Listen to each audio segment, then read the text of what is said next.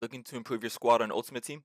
Visit IGGM.com for safe and reliable coins with the link in the description.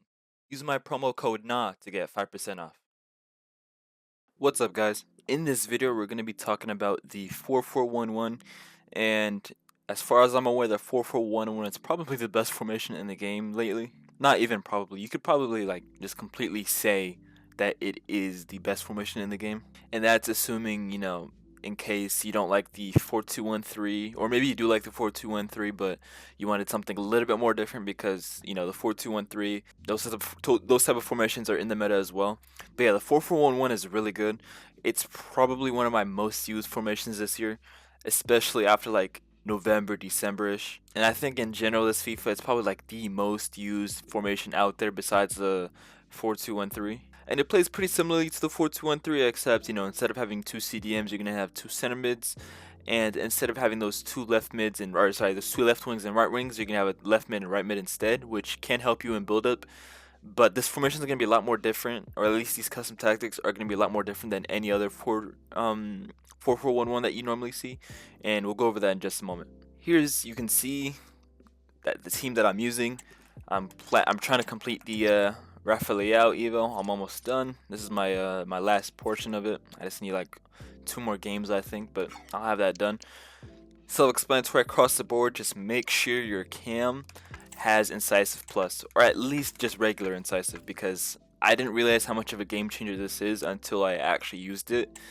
This thing is crazy. It unlocks completely different element to your game. Like, it got to the point where when I used a player that didn't have incisive pass plus here, it felt completely it felt like I was playing a completely different custom tactic. So if you can get incisive pass plus, absolutely use it. If you can't, it's not the worst. It's not horrible to not have it, but trust me, if you can get it, you'll feel it for sure. But yeah, other than that, like I said, it's pretty self-explanatory, the custom tactics. Sorry, the team that you're going to use for the custom tactics. But as for the custom tactics, you can see the code is right here. I'll have the code in bigger text on the right like usual. And you might see some interesting rules right here, but we'll go over those in just a moment. But other than that, build up style balance is probably my favorite thing to use so far. Defensive approach aggressive on 91. This right here is completely self-preference, but I will encourage you to try a high defensive approach or aggressive defensive approach, and if you don't like it, you can go back. But if you used 100 depth last year, it's a similar testament. The line it's not necessarily the line is any higher, but the press is much more aggressive. So your players outside of your defensive line, so like your center mids and things like that, they're gonna step up much more higher to press up the pitch.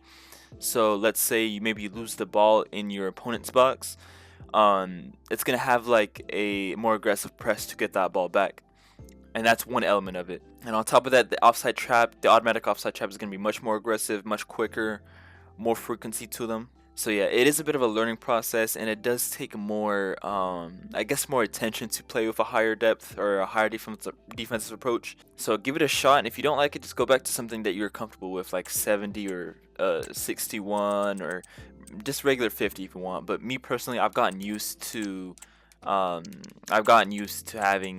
91, and 91's like the least riskiest defensive approach that you can have while still being considered aggressive. So that's where I found the hot spot personally. And as you can see, the player roles are right here, and there's a couple things that you can switch, and then a couple things that need to stay. And I'll let you know what the things that you can switch. I'll let you know. I'll let you know what they are. But for the main ones, the roles that this formation is built around, striker, obviously advanced forward attack, very self-explanatory. Your left wing and your right wing are inside forward attack. Now, normally you might see, when you see the 4-4-1-1, you're going to see people putting it on balanced. The main reason I don't like balanced is because oftentimes you even see it with a playmaker instead. That means you really only have your striker making aggressive runs into the box. Now, depending on your playstyle, it's probably fine, because what this means is that these players they're going to make runs in behind, but the frequency isn't going to be maximized. So they're still going to be making those runs, but they're only going to make it when there's a huge pocket of space, or just a huge opportunity to begin with. But I don't want to wait for opportunities. I want them to just make runs, and that way I can create as many chances without having to think too much. Having it on a tag means you're basically gonna get something similar to the 4-2-1-3, because that's the issue of left mid and right mid. When you have it on balance, they're really support roles. If they were left wing and right wing, balance would be pretty much the same thing as attack almost. But personally, I found attack to be much more better than balance. It depends on the actual formation, but for this one, I think attack is better than balance. But if you prefer balance for your playstyle, then be my guest. And obviously, I had this on Shadow Striker, but this is the one role that I was talking about that you can switch. And this, like I said, this varies on your playstyle. Now, I like Shadow Striker because I've said this in other videos. It's going to allow him to make runs to the left or to the right of the striker. However, like I said, because you can change this, and since you already have the left wing and the right wing making runs in behind to begin with, aggressive runs, you can have this player, especially if you have incisive pass on it, or incisive pass, this player can just feed these guys if you really want. Like, you can just have him right here, give him the ball from the center mids, boom, instant triangle or instant Y, through a ball over the head or over the top, they're through. You can do that if you want.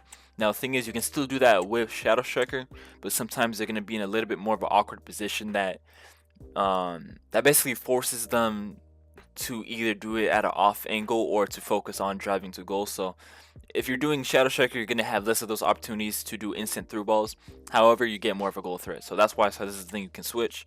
If you want to just make him literally a playmaker, give him the ball, immediately feed the left wing, the right wing, or even the striker, then playmaker is better. If you want to maximize your goal threat, if you want to have more players inside the box to score goals, then, you know, Shadow Striker is your better. But now, me personally, per match, I like to switch it around. I try to think and be conscious of my own gameplay during the match. And what this means is, let's say I'm in a situation where maybe I'll have him on playmaker instead, and I'm like, okay, I'm not finding anyone in the box. I'm not getting many, you know, shots out, and then I'll whip out, you know, Shadow Striker instead. And then maybe I started with Shadow Striker, and I'm in a situation where I'm like, okay, I can't build up. I'm not able to hold the ball. I'm not creating any chances. I'm not getting in behind. Then I'll use playmaker. So I let context do the work for me, basically. And then that brings us down to our deep line playmakers on build up, and this one's a much more simpler concept, basically. However, I went through all the different roles. I went through all of them, and I was looking for a role where the players would step up as high as possible without going into the box and making runs beyond the wingers. And the reason why I want that is because I want actual playmakers where they get really close to the box, but close enough where their job is to only like create, you know, a final pass or an assist like a playmaker normally would. Now, the thing with regular playmaker, if I can find it, the thing with regular playmaker is whenever there's a chance, they're gonna be making a run behind, almost like a cam, and that's not wrong. That's not a bad thing by all means. However, that's not what I'm trying to do with this custom tactic. Now, I did use double playmaker before, especially if you can get the plus on both. Completely viable tactic. However, me personally, just to, you know, cover the risk, I wanted something where they'd step up like as high as possible like a playmaker, but I don't want them running into the box. I want them to just sit behind the cam in order to feed the players around him. So I found the best way to do that, deep line playmaker build up, because deep line playmaker to begin with, as you can see with the zone map, he does not go into that final phase right there, or he barely goes up to begin with. And then with build up, he does step up a little bit, but not too much. Only when, you know, there's a chance and there's a ton of space for him to do so. But other than that, he doesn't make runs into the box. He doesn't block any space for your attackers to make those runs into the box. And we don't really need a fifth player going into the box when we have 4 up front like that. So, especially when people run metas like the 4-2-1-3, and it's not like they have their CDMs running to the box. They get pretty close, they get to the edge of the box, but that's what we're looking for right here, as we don't want them running farther than the edge of the box. And then that brings us down to our, you know, our defense. Defenders, defend. You know, maybe one day I'll try using defender bounce, but I'm not sure if it'll be very safe with, you know, having aggressive depth or aggressive defensive approach, because, you know, as it says, defensive or defender balanced will step up these defenders. I'm not sure if that's a risk that I want to take, but maybe I'll try it one day. We'll see. Both your fullbacks on fullback defend, I would say, is actually really important right now. I don't know what they did in recent patches, but there's something about the wingers in this game where if you have them on fullback support, or sorry, fullback balance, it's way easier to get past them. I don't know if it's because they're just aggressively stepping up now. I don't know what's with fullback balance, but fullback defend is much more safer. There's less space, or sorry, there's more space between the opponent's the opponent's winger and your fullback, and that sounds like a bad thing, but it's a good thing, because what I mean by that is this player is going to step back a little bit rather than being so close, because when they're close, it makes it easier for the fullback to get spun. And what I mean by that is they can easily take like a one-touch pass and go, and then the winger's behind your fullback. We don't want that. We want like at least a couple feet worth of space. That way, if they do pass, you have the option to step up, and if they don't pass, then you're not worried about them running in behind. But yeah, other than that, that's everything. What's really good about these custom tactics is that it plays very, very similarly to the 4-2-1-3. And obviously the issue, one of the biggest cons of the 4-2-1-3, this isn't a huge deal by all means, but obviously one of the cons is the fact that that formation uses CDMs instead of center mids. And at this point of the game, you probably, in your club, you probably have better center mids than you have CDMs. So you basically get the gameplay as similar as possible to a 4-2-1-3 while still getting the option to use your center mids instead of CDMs. Now, obviously, one of the cons with this formation is the same thing as that, is the fact that you don't have CDMs.